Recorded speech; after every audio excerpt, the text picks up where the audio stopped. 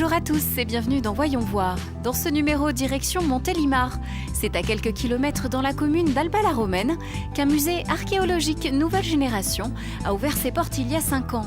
Ici, le digital a pris place parmi les vestiges romains et les expositions font écho à notre société actuelle. À l'image de l'exposition 14 Graffiti 18, un hommage au centenaire de la guerre de 14-18 avec pour thème le graphe. Un joli travail pour casser les codes des musées ennuyeux. Bonjour Adeline. Bonjour Sandrine. Merci beaucoup de prendre le temps pour nous. Enfin, on est dans un musée, 4.0, nouvelle génération, il a à peine 5 ans. Une belle aventure. Alors, une petite présentation, quels sont les mots-clés du musée d'Alba-la-Romaine? Convivialité, partage, innovation, culture, archéologie, découverte et surprise. Effectivement, surprise, parce qu'il y a plein de nouveautés dans ce musée. Alors, on parle d'archéologie. Concrètement, quelles sont les missions du musée ici? Qu'est-ce qu'on vient voir dans ce musée? Alors, on est musée de France et le site archéologique est classé au titre des monuments historiques. Donc, il y a une mission de préservation, de conservation qui est la base et qui fait que nous avons un patrimoine à présenter. Et ensuite, nous avons un devoir, une mission extrêmement importante qui est dans la continuité, qui est celle de la présentation au public, à tous les publics. Les petits, les grands, enfin voilà. Le musée d'aujourd'hui, le musée du 21e siècle se doit de parler à tout le monde. Et on doit aussi montrer que ça peut parler à tout le monde, que ça peut intéresser tout le monde, parce qu'il y a pas mal de gens qui se disent « bon, musée, c'est pas pour moi, j'ai rien à y faire, c'est trop compliqué, il y a des mots que je vais pas comprendre, ça va pas me parler ». Eh bien si, ça peut parler à tout le monde. Une lampe à huile, bon bah voilà, c'est l'équivalent de l'électricité d'aujourd'hui. Comment est-ce qu'on est passé de l'un à l'autre? Enfin, ça peut parler de 1001 façons en fonction de nos centres d'intérêt propres à chacun. Effectivement, parce que donc là, on a beaucoup d'objets. Dans un musée d'archéologie, on a beaucoup de choses anciennes. Comme vous me l'avez dit en préparant cette interview, de choses cassées, de pierres. Il faut donner du sens à tout cela. Alors aujourd'hui, c'est vrai qu'on a plutôt des visiteurs qui sont ouverts au monde de l'image, du digital. Comment est-ce qu'on crée le lien entre les deux? Quelle réponse vous avez apportée au sein de ce musée? On essaye déjà de reconstituer au sein du musée la ville antique à travers une représentation en 3 dimensions du site archéologique, parce qu'aujourd'hui il est présenté au public, ça c'est une vraie chance, en grandeur réelle, sans implantation urbaine contemporaine. Mais il est difficile et compliqué à comprendre parce qu'il est très arasé. Quand on le connaît, quand on a les quelques petites clés, on arrive tout à fait à comprendre et on peut voir la ville antique se redresser sous nos yeux. Mais quand on les a pas, quand on se promène comme ça, c'est extrêmement compliqué. Donc déjà une représentation en 3D de ce qu'il y avait ici, qui peut paraître surprenant parce que voilà, il y a 2000 ans, on était en plein centre-ville. Aujourd'hui, c'est la campagne. Alors, on a un charmant petit village, on a des petites montagnes autour. C'est très bucolique, mais ça ne correspond pas tellement en fait au paysage qu'on avait ici il y a 2000 ans et puis à l'importance d'Alba d'un point de vue historique sur le territoire. Et puis après, ce sont des projets aussi. On travaille avec des classes du territoire pour reconstituer les vestiges dans un jeu, le célèbre jeu Minecraft, voilà, que tous les enfants quasiment connaissent.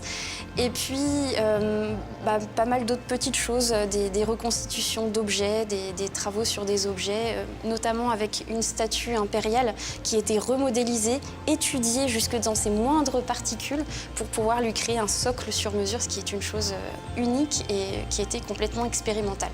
Donc, cette statue, elle a pu être présentée il y a 2 ans, debout, comme elle était il y a 2000 ans et en toute majesté, parce que c'était l'empereur. C'était lui rendre justice. Un mot sur notre coup de cœur, l'exposition temporaire qui est proposée. On fête le centenaire de la guerre de 14-18 et là on a une exposition 14 Graffiti 18. Là on est surpris du thème. Pourquoi avoir choisi cet angle pour attirer le public et surtout honorer en fait cette fameuse guerre? Alors on est un musée d'archéologie. Déjà un premier point commun avec une des sous-disciplines de l'archéologie de la Grande Guerre. On essaye de parler de l'actualité aussi, d'être ancré dans ce qui se passe, et notamment sur le plan de la recherche.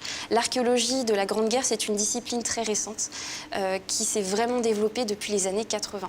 Après, il y a une question aussi, c'est ce conflit, il est extrêmement documenté.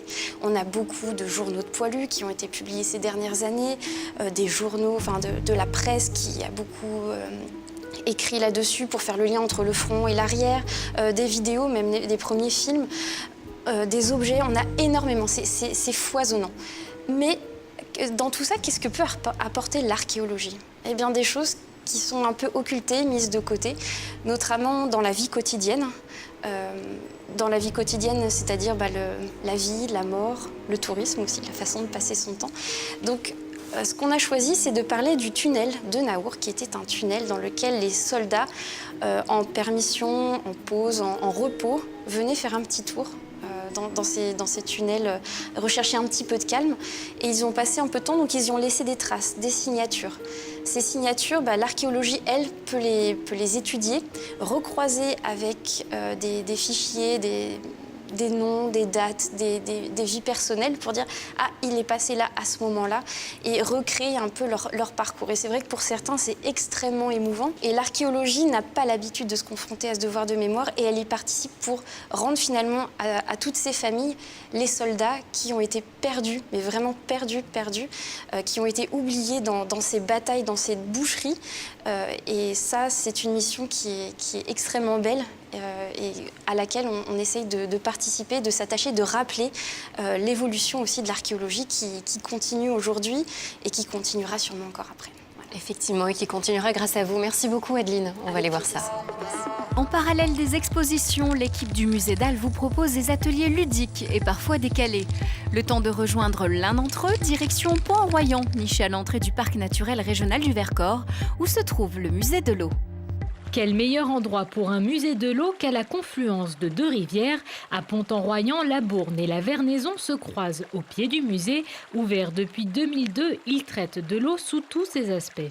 Son objectif au départ, c'est d'être une vitrine, pour commencer, donc de l'eau du Vercors, puisqu'ici c'est vraiment un endroit privilégié. Les deux rivières, ensemble, elles représentent les 2/3 de l'eau du Vercors. Et puis l'autre objectif, bien sûr, c'est de sensibiliser le grand public, c'est un musée qui se veut grand public, sur le thème de l'eau, qui est un enjeu planétaire. Une sensibilisation qui passe forcément par un rappel de quelques généralités. L'eau douce ne représente que 3% des réserves d'eau de la planète. La Terre est recouverte à 70% par l'or bleu, ou encore que le corps humain en est composé à 65%. Le musée aborde aussi le réchauffement climatique en parlant de l'eau dans les différents climats. Autant de faits qui permettent aux visiteurs de retenir un message bien précis. C'est que l'eau est un bien précieux et que si on veut protéger l'humanité, eh bien, il faut commencer par prendre soin de l'eau. Le partage de l'eau est important parce que l'eau elle est inégalement répartie sur la planète. Il y a des régions du monde où il y en a beaucoup, c'est le cas chez nous, même parfois un peu trop quand on a des crues, et puis d'autres parties du monde où ils en manquent cruellement. Donc il faut penser l'eau à se la partager.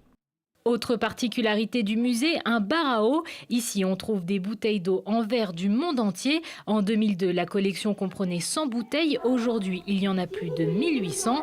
Des dégustations sont aussi proposées car non, toutes les eaux ne sont pas les mêmes. Cela dépend du sol ou encore de son origine qui change son goût et sa structure.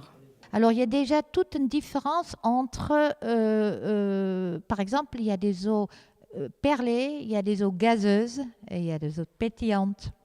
Il y a des eaux avec beaucoup de calcium ou beaucoup de silice vont être douces et rondes.